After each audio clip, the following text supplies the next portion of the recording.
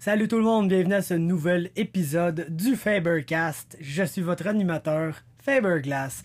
Et puis cette semaine sur le podcast, nous recevons notre bon ami, le très somptueux Italien, James Mancini, qui a récemment commencé à faire du stand-up comique à Montréal avec un de ses amis.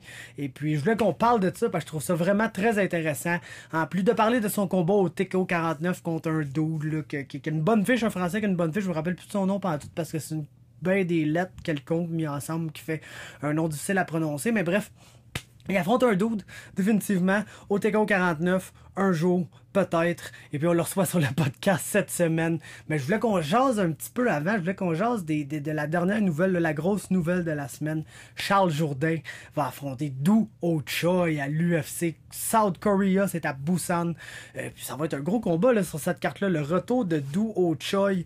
Ça me surprendrait même pas que ce soit un co-main event, là, pour être franc avec vous les amis, mais c'est assurément un combat de main card. Ça va être quelque chose d'assez extraordinaire parce que Charles va faire ses débuts chez les 145 livres pour l'occasion. Et puis, oui, c'est comme un énorme test. Là, on peut même qualifier Charles d'ortho de prendre des combats comme ça dès son deuxième combat UFC. Si les gens disaient que c'était pas une bonne idée que Barrio affronte Christophe Jotko à son deuxième combat, je pense que c'est un peu le même scénario pour Charles, mais la différence magnifique et majestueuse entre Barrio contre Jotko et entre Jourdain contre Choi, c'est qu'on a tous vu Do Ho Choi en action, puis on le sait que la seule manière dont il défend des coups de poing, ben, c'est littéralement avec son visage. Donc c'est sûr que Charles va avoir l'opportunité de placer des grosses shots dans ce combat-là, et puis ça va vraiment être très intéressant là, de voir ce qu'il est capable de faire déjà contre quelqu'un qui est quand même élite là, dans la division, qui a été dans le top 15 là. C'est sûr, il a tombé en dehors du top 15 parce qu'il n'a pas été tant actif dans les dernières années, mais ça reste un combattant qui a déjà été dans le top 15 mondial. À peu près le même genre de scénario là, de Barrio contre Jotko, selon moi, mais on a en Do Ho Choi un combattant qui est beaucoup moins intelligent que Christophe Jotko, beaucoup moins stratégique dans son approche que Christophe Jotko. Et puis, crème, je pense que ça va être un très bon combat. Et puis, tabarnouche que ça fait longtemps qu'on sait que ce combat-là va avoir lieu, puis j'avais hâte de pouvoir l'annoncer, là, vous comprenez même pas comment j'avais hâte d'annoncer ce combat-là. Écoutez, petit story time, Charles m'a appelé à quelque part au mois d'août, ok, il m'appelle, puis il me dit « Hey, le gros, il dit, personne ne le sait, là. Je te le dis, tu peux pas en parler, mais faut que j'en parle à quelqu'un. Je vais affronter Do Ho Choi en Corée au mois de décembre. » Là, j'étais genre, hey, quel esti de fête absolument ridicule, mais à la fois épique, cela va être. Et puis là, ça, on a jasé de ça un peu. Là. Après, je suis revenu chez nous, moi, tout excité, mon gars. J'ai écrit mon post, j'ai écrit un article au complet. Là, j'étais, ça va sortir dans pas longtemps. On va publier ça, ça va être écœurant, le monde va capoter, ça va être incroyable. Puis là, on a entendu. Puis là, Charles a fait son petit post, là, j'affronte. Vous savez, le petit pose comme un peu d'énigme là. Puis là, il y a genre Oli Aubin-Mercier que bang! First shot de même, il a juste prédit, il a juste deviné que c'était qui. Puis il savait pas en plus le calice, hein, il savait pas, il avait pas l'info, même s'il avait fait un podcast avec Charles, il a deviné comme ça avant le podcast avec Charles. J'étais allé demander, Chris, comment tu le sais que c'est contre Do Ho Choi que Charles se bat? Je le savais pas, man, j'ai juste deviné. Fait que Oli Aubin-Mercier, c'est un gangster, que si vous voulez, il peut voir le futur. C'est des choses qui arrivent, mais c'est ça, là, on attendait, c'était long.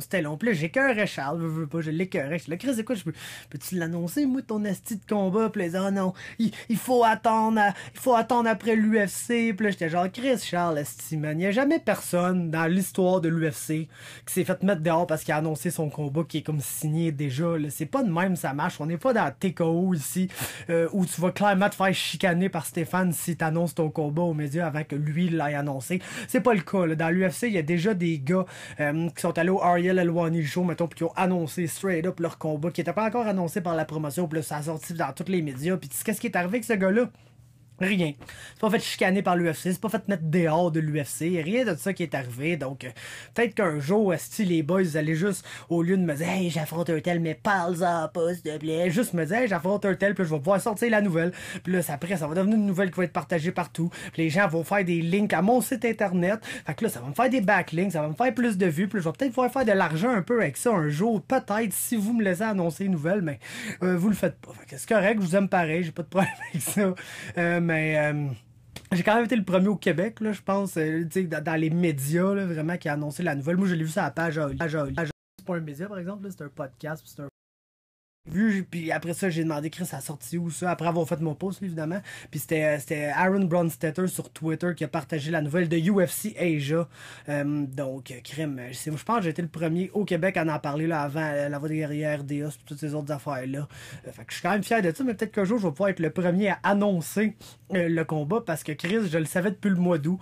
Et puis, ben c'est correct, hein, tu sais, je t'aime pareil, mon Charles. C'est la même affaire pour Barrio, là, d'ailleurs, la même affaire pour Barrio. Ça paraît que vous avez été élevé par TKO, vous autres les boys. Ça paraît vraiment parce que comme je disais, Stéphane il aime pas ça quand les gars annoncent les combats avant que ce soit annoncé par la promotion, puis il se faisait chicaner s'il faisait ça. Fait que là, ils ont peur de se faire encore chicaner, je crois. C'est comme Barrio, là, d'ailleurs, là, tant qu'à parler de ça, c'est moi qui ai booké le combat de Marc-André Barrio. Puis là, c'est aujourd'hui, je prends le crédit pour ça. Je peux même vous mettre les astis de messages, ça vous tente, ça me dérange pas.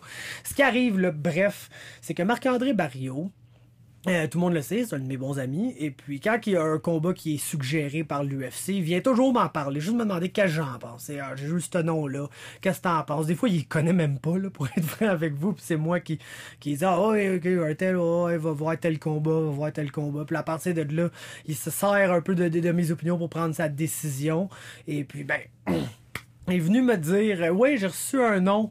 C'était Marcus Perez. Marcus Perez, mais c'était en novembre. C'était à Sao Paulo au Brésil. Perez étant un Brésilien. Puis pas que ça ne tentait pas d'aller au Brésil contre un Brésilien. C'est juste que tu sais, avec son trip là, en ce moment où il est à Vegas, en roulotte avec Jade et puis tout, ça donnait pas dans le timeline. Lui, c'est déjà planifié ce trip-là. Il va me battre en décembre. Puis il allait être prêt en décembre, mais avant décembre, c'est comme un peu tôt pour lui. Fait qu'il a dit non à Marcus Perez. Puis il a demandé Jack Marshman. Tout ça pour que Jack Marshman soit booké à Sao Paulo contre Marcus Perez. Donc, après qu'il m'a mentionné, j'ai demandé Marchman. Après, il me dit, ah non, Marchman, il est booké contre Perez. Donc, à ce moment-là, je lui ai dit, demande Jong Hyun Park en Corée. C'est parfait, c'est un bon match-up pour toi. C'est quelqu'un qui va vouloir se battre debout. Tu vas probablement être meilleur au sol que lui. Il a juste un combat d'expérience dans l'UFC. Toi, t'en as deux. Il a perdu, lui aussi, à son premier combat. C'est fait out-wrestle contre la cage. Blablabla. Bla, bla, bla. Donc, tu sais, c'est un bon combat pour toi. Demande-leur ça. Je pense que le gars va vouloir se battre chez eux. Donc, Marc-André a texté Mick Maynard lui-même. Il a dit « What about Jong-un Park in South Korea? » Et puis, Mick Maynard de lui répondre « Oui, j'avais pensé à ce match-up-là. Je vais leur faire l'offre, puis je te reviens là-dessus. » Et puis, même pas 24 heures plus tard, dans le fond, l'offre a été acceptée. Puis quand Marc me dit « L'offre a été acceptée », le combat est littéralement sorti, là, genre... 1 heure, 2 heures plus tard sur UFC. Fait qu'encore une fois, Marc, t'aurais pu me laisser l'annoncer avant. Ah ben, c'est pas grave. J'ai ri bien avec ça, là, mais c'est correct, les boys, c'est pas grave. Un jour, je vais avoir les nouvelles avant tout le monde, anyway, je le sais, ça s'en va vers là, anyway. Fait qu'il y a pas de stress, mais... Fait que c'est ça, c'est moi qui ai booké le combat de Marc-André Barrio contre Jong Hyun Park. C'est mon premier combat que j'ai booké dans l'UFC. Je me dis que c'est probablement une bonne première étape pour ma future carrière de matchmaker dans l'UFC, qui sait. Mais non, petite story time sur le side pour commencer le podcast, parce que j'ai juste une entrevue avec James cette semaine. Je vous avoue que c'est quand même dur là, faire des entrevues par les temps qui courent à cause de l'incertitude vis-à-vis le TKO 49. Les gars, étrangement, ils n'ont pas vraiment envie de venir sur le podcast quand ils n'ont pas full un combat duquel parler, puis ils savent pas trop qu'est-ce qui arrive avec leur combat. Fait que je pense que tout le monde est un peu down, puis ils n'ont pas vraiment envie de venir faire des entrevues pour parler de leur combat. Moi, j'aimerais ça recevoir n'importe qui, même s'il n'y a pas de combat de bouquet, là, comme je veux dire, n'importe quel gars qui est un combattant d'MMA ou combattant ou un coach ou quelqu'un de près ou de loin. Bon, on peut juste faire le podcast puis jaser pendant des heures et des heures de n'importe quel sujet qui existe à la Terre. Ça n'a pas besoin d'être toujours sérieux, le genre podcast d'entrevue d'avant-combat. Des fois, c'est le fun, je trouve, parler aux gars, mais c'est répétitif, non, un peu, là, je trouve. Puis c'est pour ça que cette semaine, avec James, où on parle un peu de son combat, on parle de plein d'autres affaires avec lui, puis c'est vraiment le fun. Je trouve que c'est vraiment une bonne entrevue, puis c'est là qu'on a du fun. Comme avec Yannis Hazard la semaine d'avant, ça a dévié partout, ce convo-là. Puis c'est ça, les bonnes entrevues, pas les entrevues qu'on parle juste de son combat, puis là, j'y pose une question, il m'offre une réponse. J'y pose une question, il m'offre une réponse. J'aime ça quand ça dévie, puis on se met à jaser de des affaires pas rapport. Et puis... autre affaire que je voulais parler, j'ai l'impression que j'ai ouvert un vortex que j'aurais pas dû ouvrir, moi, mais j'ai parti une page de mimes. J'aime ça, moi, les mimes. Je trouve ça vraiment drôle, les mimes. Puis je fais pas ça, j'ai pas parti ça dans le fond pour que ça devienne une méga page de meme, puis que ça soit une grosse affaire. Puis tu sais, je ferai pas comme de publicité vraiment comme je pourrais faire pour MMA Talk avec cette page de meme là. C'est sûr, je vais essayer de faire de follow du monde sur Instagram que je pense qui pourrait être intéressé pour voir s'ils vont me follow back. Des affaires de même là, mais je ferai pas de la grosse pub là-dessus. Mais je vous dis, allez voir ça si ça vous tente. Ça s'appelle Memes Martial Arts MMA. Memes Martial Arts. Et puis, ce qui est hot de ce... et pas hot, là. Ce qui est hot et pas hot de cette page-là, c'est que vous pouvez m'envoyer vos memes en inbox, puis je vais les publier, puis j'essaie de pas trop avoir comme de limites. C'est sûr, je me donne un droit de veto, là. Tu peux pas m'envoyer un meme qui va être genre vraiment méchant, là, personnellement contre quelqu'un. Puis tu sais, je posterai pas ça. Il y en a déjà que j'ai reçu que je suis genre, ouf, pas sûr, mais... En général, si c'est drôle, je vais le poster. Je peux te taguer dans le meme si tu veux. Si le meme est trop chien, je peux ne pas te taguer aussi, ça me dérange pas. Mais là, écoute, je pense que c'est le temps de passer à la prochaine étape là, dans la rivalité entre Stéphane Patry et Yann Pellerin, New Era, etc. Parce que là, on se le cachera pas. Hein. J'ai ouvert la porte au monde de m'envoyer des memes, puis je reçois juste des memes sur Stéphane Patry. Juste des memes sur Stéphane Patry. Puis tu sais, je vous confirmerai pas à 100% de qui proviennent la majorité de mes memes. Mais en tout cas, vous ferez le calcul 1 plus 1 égale 2, vous checkerez une coupe de memes, puis vous direz que ça vient peut-être de l'autre bord. Non? Je sais pas. Peut-être. Who knows? Fait que c'est ainsi que j'invite officiellement Stéphane Patry.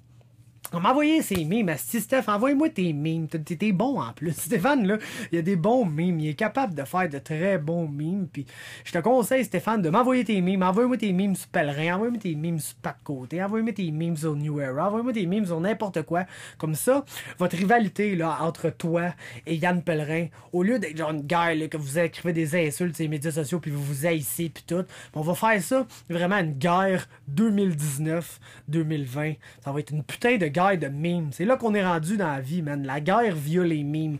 Donc, Pellerin, Pat, toute cette gang-là, peut-être vous le faites déjà, mais si vous le faites pas, envoyez-moi vos memes sur Stéphane Patry. Puis Stéphane Patry, envoyez-moi tes memes sur toute cette gang-là. Puis là, on va partager ça, puis vous allez vous faire une guerre de memes sur la page. Ça va être écœurant, puis le monde va rire, puis on va prendre ça plus à la légère quand vous êtes juste là, vous envoyez chier ces médias sociaux, puis que le monde dit « Ah, it's not a good look, c'est pas beau, là, ça a pas l'air professionnel, les promoteurs québécois, ils ont pas l'air professionnels, pis nanana. » Fait qu'au lieu qu'on cause genre cette zizanie-là en s'envoyant à chier sur Facebook, ben je vous conseille de m'envoyer vos memes. Ça serait épique, une guerre de memes, c'est ça que je veux, moi. C'est ça mon objectif pour fin 2019, début 2020, c'est que la rivalité entre Stéphane Patry et Yann Pellerin ne devienne qu'une guerre de memes sur ma page de memes. Ça, j'aimerais vraiment ça. Fait que envoyez-moi tes memes, mon Steph, je les attends dans mon inbox, puis gros, je vais les publier, man, je te le dis, lâche-toi lousse, il y en a peut-être un ou deux que je vais censurer, comme il y en a peut-être un ou deux que les autres vont m'envoyer que je vais censurer sur toi, mais ceux qui sont drôles, ben tabarnouche, vas-y. Envoyez-moi-les, parce que là, en ce moment, je vous le cacherai pas, je trouve que c'est un peu à sens unique. Puis moi, personnellement, je prends pas de bord là, dans cette histoire-là. Moi, Stéphane Patry, c'est lui qui m'a contacté, tu sais, la première fois pour que j'ai assisté à une conférence de presse, que j'ai assisté à ces événements. Fait que moi, Stéphane Patry, je suis good là avec les... Quand on va aux événements de TKO, je jase avec. Si on va dans XY bar là, après l'événement, je vais suivre. Moi, je m'entends bien que Stéphane Patry, j'ai pas de stress à passer une soirée avec Stéphane Patry. Je le trouve même calissement hilarant, là, si vous voulez mon opinion. Je trouve que c'est un homme qui est très drôle, puis j'ai pas, à part peut-être les petites critiques que j'avais eues à son égard là, par rapport à des affaires promotionnelles, moi, j'ai rien à dire sur Stéphane Patry. Je suis pas dans une relation d'affaires avec lui, j'ai pas donné aucun argent, il me doit pas aucun argent, on se paye pas mutuellement, donc moi, Stéphane Patry, je le trouve bien nice, asti, puis je t'incite grandement, mon Steph, à m'envoyer tes mimes, puis c'est la même affaire pour Yann. Le Yann, il est toujours au gym de boxe à Saint-Jean-sur-Richelieu, là, direct à côté, ben en fait, dans le même... Dans le Hugo Gym, il y a deux salles. Il y a la salle ici, c'est ma salle de Joe. La salle à côté, c'est la salle de boxe. Puis Yann, il est toujours là. Je le vois 3, 4 fois, 5 fois par semaine, si pas tous les jours. Puis moi, je suis bien good avec Yann. On a bien du fun ensemble. C'est carrément un ami, là, straight up. Fait que shout-out à mon boy Yann Pellerin, que tu sais, puis pas de côté et tout, à chaque fois qu'on se voit dans le gym, on a bien du fun. Fait que moi, je prends pas de side là, dans cette rivalité-là. Puis c'est là que je veux vraiment mettre ça bien officiel ici aujourd'hui. Oui, je vais poster des mimes chiens sur Stéphane Patry. Oui, je vais poster des mimes chiens sur Yann Pellerin, Pat Côté, New Era, peu importe si des gens m'en envoient. Mais moi, personnellement, je vais pas créer des mimes contre un ou contre l'autre, d'un à la base. Et puis, je ne vais pas prendre de bord dans cette histoire-là, même si c'est moi le petit tata qui va probablement alimenter la chicane en partageant toutes ces astuces de mimes-là. Mais c'est pas grave, je voulais juste que ça soit clair, à tout le monde. Puis si jamais quelqu'un dit « Ah, Faber, il est pour Patry » ou « Ah, Faber, il est pour Pellerin » ou n'importe quoi, ben je vous référais à cet extrait vidéo, voilà. Voilà. Fait que je pense que j'ai rien d'autre à dire. On va aller voir James, on va aller parler avec lui, puis on va avoir ben du fun. Fait que c'est ça. Bon podcast. Je pense pas faire d'outro après. Fait que on écoute l'entrevue avec James, puis après ça, on se parle la semaine prochaine. Yes tout le monde, on est de retour cette semaine avec un de nos bons amis. Et puis le hottest comic in Montreal, man, c'est James Mancini sur le podcast. Comment ça va, mon boy? Ça va, mon frère, ça va très bien, même toi? Yes, ça va bien, man. Je suis content de te parler. Ça fait une couple de semaines là, qu'on essayait d'arranger ça, cette entrevue-là. Puis, man, je veux qu'on parle un peu de ton combat. Pas trop, parce que d'un, on sait pas trop quand ça va arriver.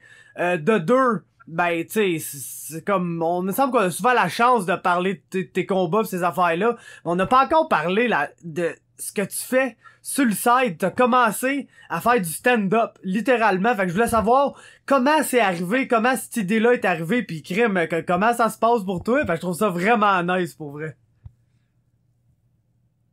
Ouais, je suis le Joker de MMA. Non, ça a commencé parce que j'ai un ami qui faisait ça.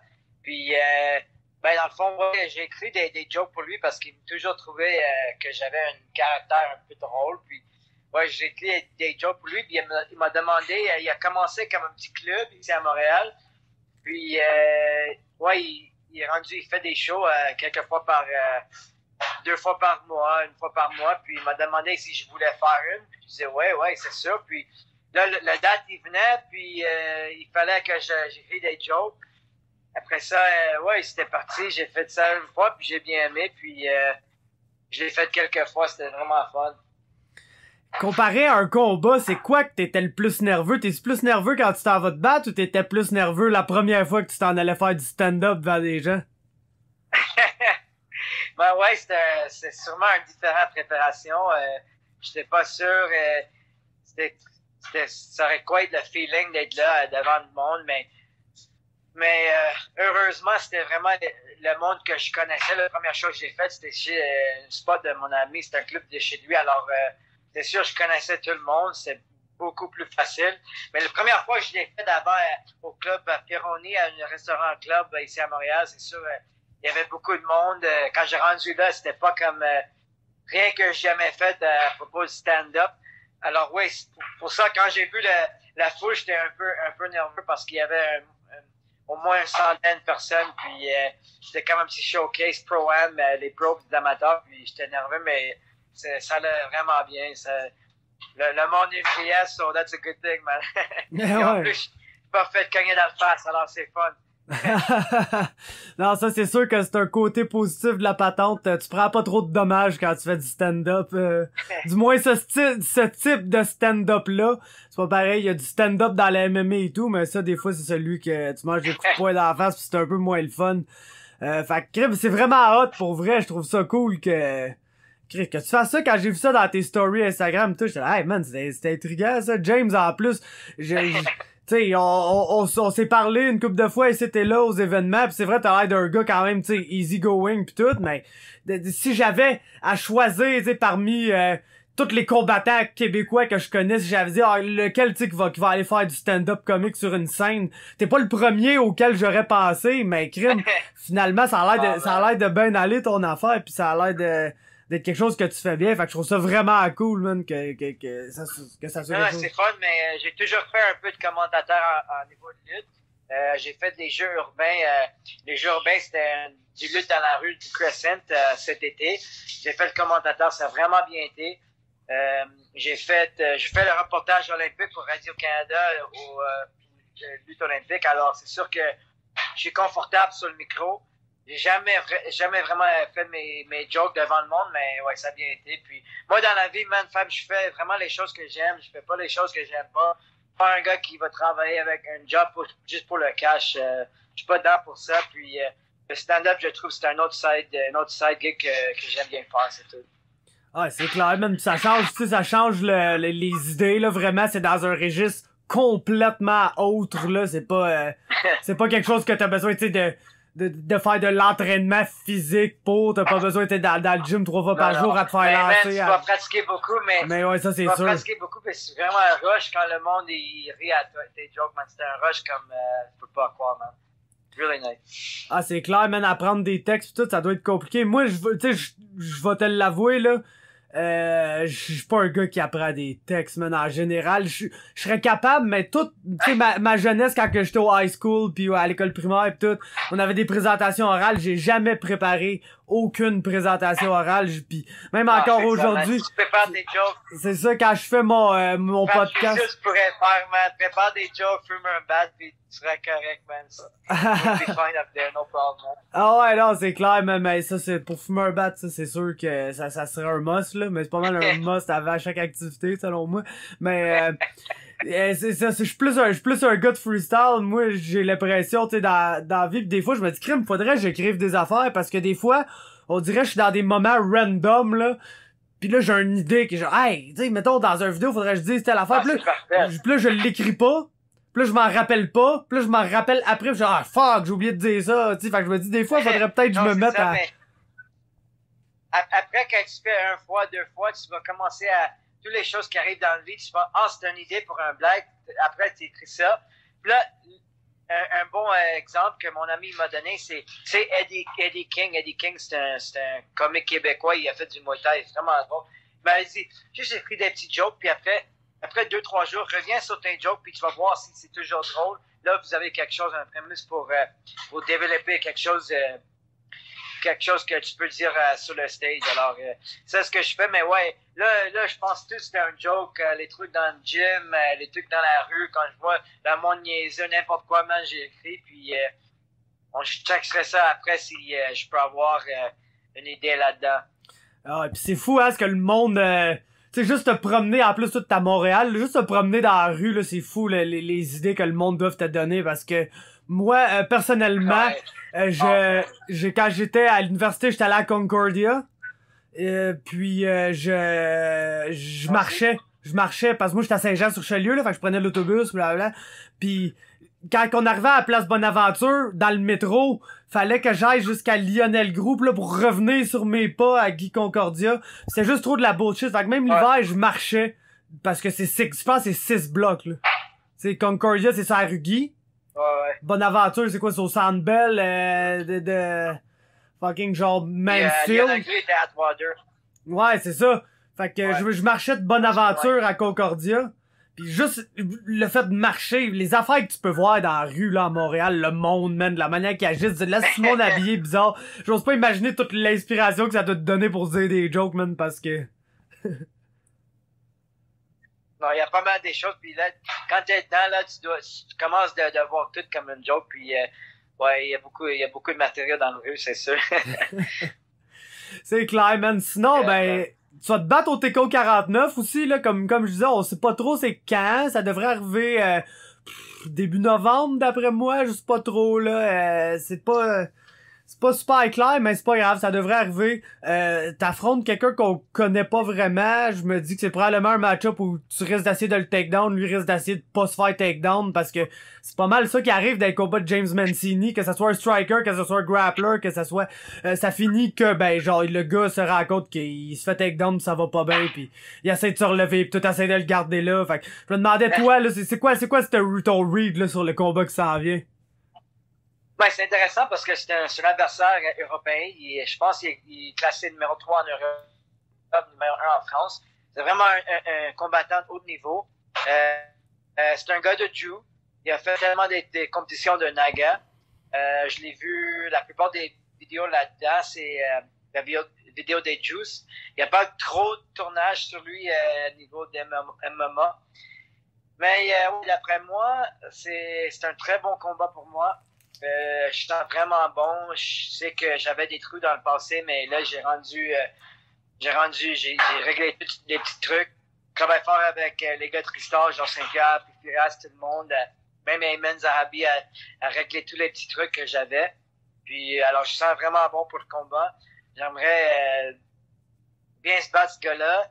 Qu'est-ce que j'ai vu à propos de lui? Ouais, c'est un gars de Jiu. Il est vraiment confiant à niveau de ses soumissions. Il tient des guillotines, il gagne par guillotine, il est bon en footlock, il est bon à pied de cheville. Puis, non, mais moi, je suis vraiment excité pour cette challenge-là. On sait pas ça va être quand. C'était supposé être ce soir. Là, on est mercredi le 9. Puis, ouais, je suis prêt pour tout. Puis, c'est sûr que je pense que vous allez voir quelque chose de spécial à propos de moi au niveau de stand-up puis aussi au sol. Ben c'est ça, je me dis, à cette heure que tu fais du stand-up sur la scène, je me dis, ça pourrait peut-être être la bonne occasion pour faire du stand-up dans la cage aussi. Surtout que t'affrontes un gars de Jiu, et puis tout le monde le sait comment ça marche, le combat au sol. Si tu veux être capable d'avoir du succès sur ton adversaire, faut que tu réussisses à amener le combat au sol. C'est pas donné, hein, contre toi, un membre du Team Canada en lutte, un gars qui... On le sait, là, on les connaît les accomplissements, on t'a vu dans la cage.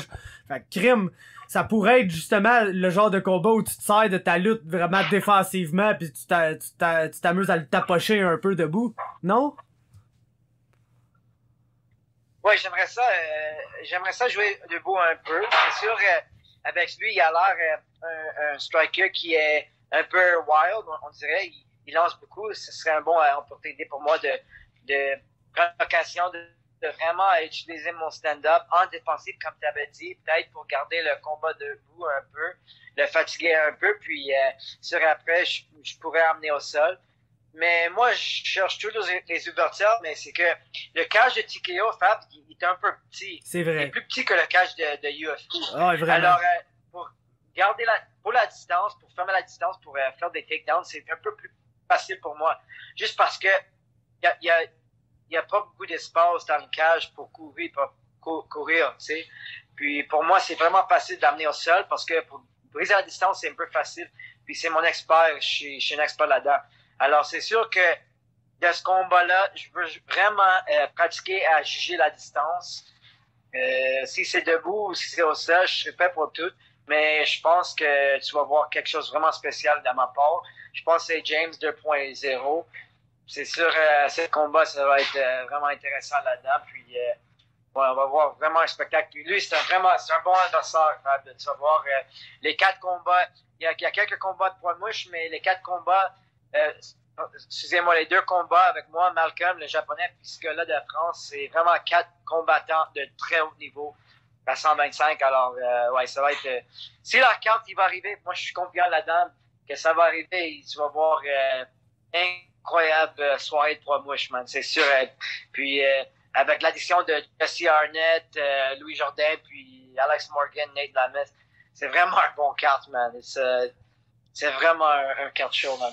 Ah ouais, c'est un excellent événement, là. C'est pour ça que je suis pas mal sûr, d'après moi, que ça va arriver. D'après moi, ça serait vraiment difficile de juste tout pogner ça pis de crisser ça en décembre à Québec, parce que t'as déjà du monde à Québec qui vont vouloir se battre sur la carte de Québec, pis tu sais, ici c'est une belle carte en plus pour la région. Je pense que s'ils réussissent à mettre ça la fin de semaine, en plus vous un vendredi au moins, ça va être plus facile de vendre les billets qui restent. Je pense qu'il en restait pas tant à vendre, là, selon un post que Stéphane avait fait avec le plan de la salle. Il restait pas beaucoup, puis...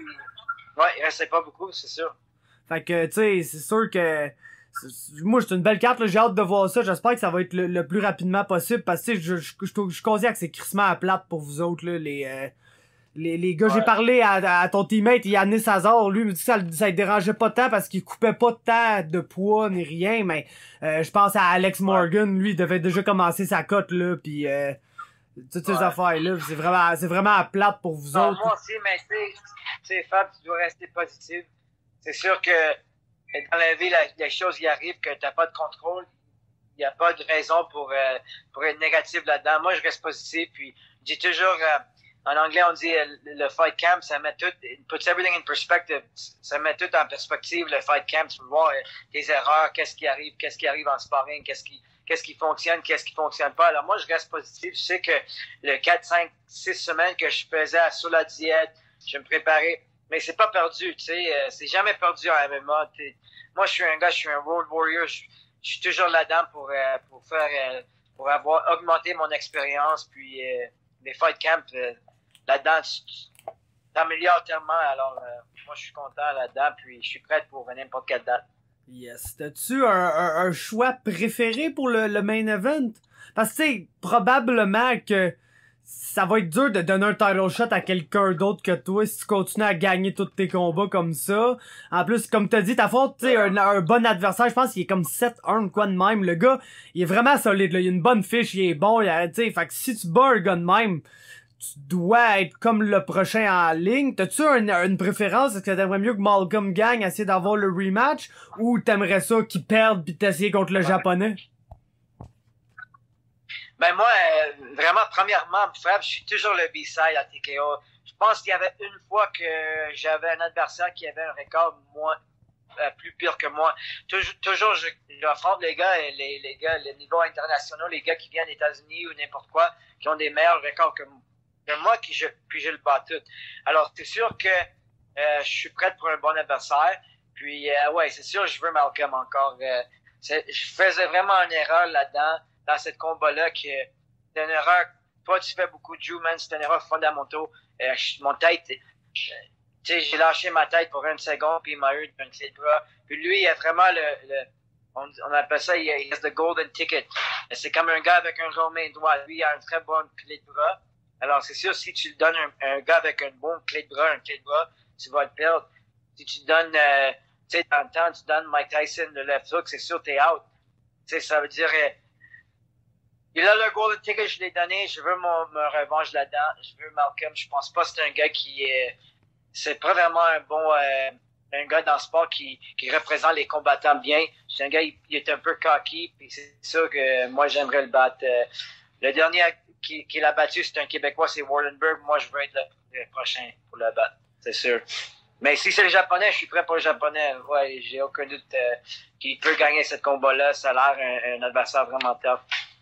Ah, il y a de belles fiches, le Japonais, mais il a pas affronté le même genre d'adversaire que Malcolm Gordon. T'sais, on s'entend, Malcolm Gordon, un des gars qui avait la moins bonne fiche qu'il a affronté, ben c'est genre toi. Puis on s'entend que quand on connaît genre le niveau que t'amènes dans la cage, tu te rends compte que toi t'as juste une fiche qui a pas vraiment rapport avec tes capacités là.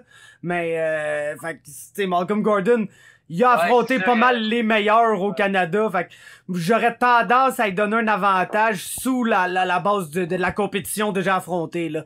Si les deux arrivent pis sont excellents, je pense que Malcolm Gordon est plus habitué d'affronter un excellent combattant que son adversaire. Fait que c'est peut-être à ce niveau-là que je donnerais le edge dans ce combat-là, selon moi.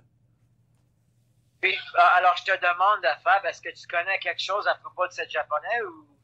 Est-ce que tu as vu quelques de ces combats ou tu ne connais pas vraiment? Ouais, ben j'ai vu... Parce que je sais que toi, tu fais tes recherches. Ouais, j'ai vu brièvement, là. C'est sûr que j'allais rentrer plus en détail là-dedans prochainement, mais là, la carte a été repoussée, fait que ça repousse mes recherches. Mais quand j'ai vu le nom, j'étais allé voir l'affiche, je sais qu'il y a une coupe de combats sur YouTube, j'ai checké vite. Je trouve que toutes les Japonais se battent un peu pareil, là. Sont comme hésitants. Ben, pas hésitants debout, c'est qu'ils se battent en burst. C'est que là, ils font rien pendant 30-45 secondes, puis un moment donné, ils se mettent à courir après toi, puis ils font tout pendant 30 secondes, puis après, ils arrêtent pendant une minute. Puis tu sais, c'est comme vraiment, ils se battent en burst. Puis je pense que il peut pas vraiment aller au sol avec Malcolm. Je pense que Malcolm est juste vraiment trop dangereux, parce que c'est un sauvage, la manière qu'il attaque ses soumissions, puis transitionne justement, Kimura armbar, triangle, omoplata, puis ils essayent toutes ensemble, puis ils arrêtent pas, puis un moment donné, ben, tu sais plus où donner de la tête, puis il y en a une des 5 qui essaye qui finit par passer. Puis le japonais, oui, il a un bon sol, mais c'est pas ce niveau-là, puis debout, je pense que Malcolm est un peu plus actif que lui. Même s'il y a moyen, on l'a vu, on a vu Malcolm se faire travailler avec des leg kicks, des affaires comme ça. Il y a moyen là de travailler Malcolm Gordon debout. Mais Malcolm Gordon, qui est l'affaire qui est dangereux avec lui, qui est quelque chose à ne pas vraiment à faire, je te dirais en MMA. S'il était dans l'UFC, faudrait pas qu'il fasse ça, mais sur la scène un peu plus régionale, bizarrement, ça le rend dangereux. C'est que si ça va pas bien debout, il va juste pull guard. Non, c'est ça. Je voulais dire ça exactement parce que c'est intéressant. Tu dis, l'autre gars, les Japonais sont un peu plus patients. je pense que c'est une bonne stratégie contre Malcolm d'être plus patient parce que, comme tu avais dit, il est vraiment bon dans la situation chaos.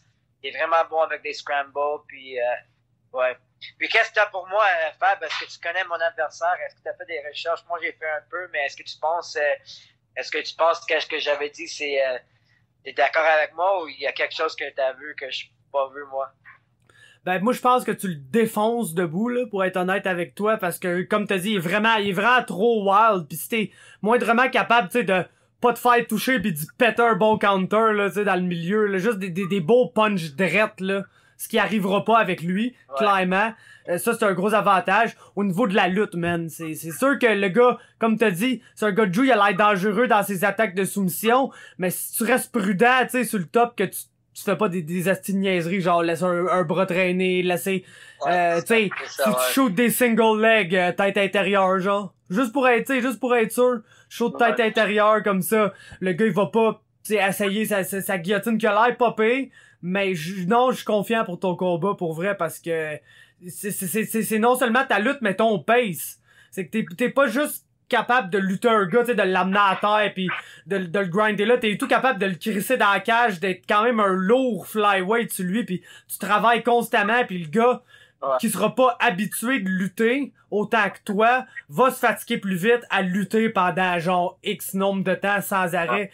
Veux pas, c'est pas, même si tu pratiques, le gars là, il aurait pu dire, ok, James Mancini, oh shit, ça a fait le Team Canada de lutte, ok, c'est bon, je fais juste de la lutte, là, je traîne pas mon jiu, je traîne pas mon striking, je traîne fuck all, je fais uniquement de la lutte jusqu'à temps que je me batte contre lui. Il va pas, non, c'est ça, il va pas rattraper toutes les années de lutte que toi t'as dans le corps, fait que, pis le wrestler mindset, tu sais, tu sais c'est quoi le wrestler mentality, toujours grind, toujours continuer même quand t'es fatigué. Un wrestler, ça se fatigue pas, là. Ouais, c'est un peu à la situation.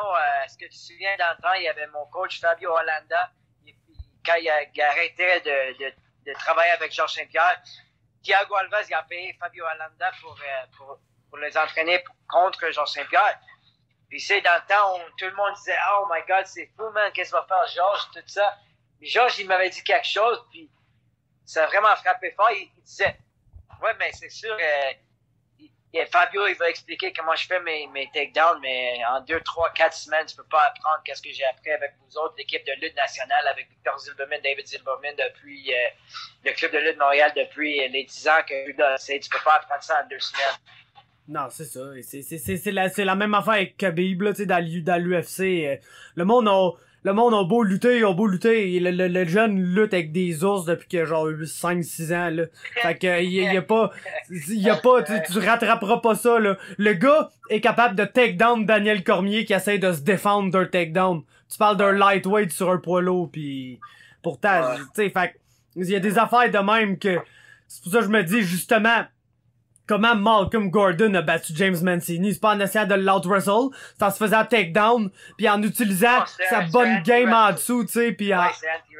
Exactement, c'est ça. C'est pas, je vais out-wrestle James Mancini, il faut que je focus sur la lutte, que c'est de même que je vais le battre. C'est pas de même que tu vas le battre. Si tu luttes avec James Mancini, tu vas perdre. Check Kendrick Latchman, ça a été super serré. Il y a du monde qui dit que t'as perdu ce combat-là, mais il a passé trop de temps à lutter avec toi, puis c'est ces moments-là qu'il a pas gagné.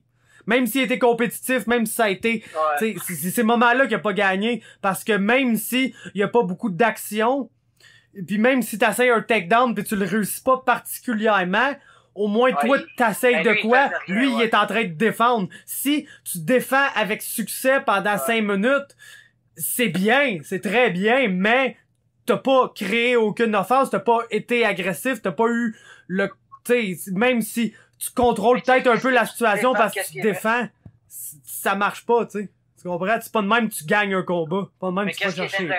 Qu'est-ce qui est intéressant avec Kendrick Latchman? Qu'est-ce qui est intéressant avec lui? Qu'est-ce que j'ai vu dans ses derniers combats?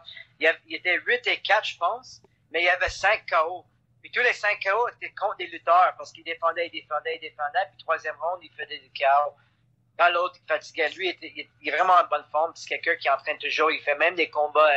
Il était un niveau lutteur collégial, puis il fait des combats pro de boxe anglaise. Alors, il est vraiment actif, il est toujours en shape. Puis c'est ça le dangereux avec lui. C'était pas le premier round, deuxième round, c'est le troisième round. Parce que comme je t'ai dit, le cash TKO il est petit. c'était bon pour rentrer les jambes, mais c'était bon aussi pour lui parce qu'il reculait contre la cage, puis il était vraiment bon à défendre contre la cage. Puis c'est là beaucoup j'ai travaillé cet été, c'est vraiment pas comment lutter en milieu de la cage. Je suis sûr que je sais que je vais être meilleur que tout le monde. Mais un autre aspect que j'ai pas pris beaucoup de temps, c'est contre la cage. Puis comme tu avais vu avec Khabib, il a changé dans son carrière. À commencement, les premiers 10, 20 combats, il a emmené tout le monde au sol, au milieu de la cage. Mais là, il attend que le gars, son back de la cage.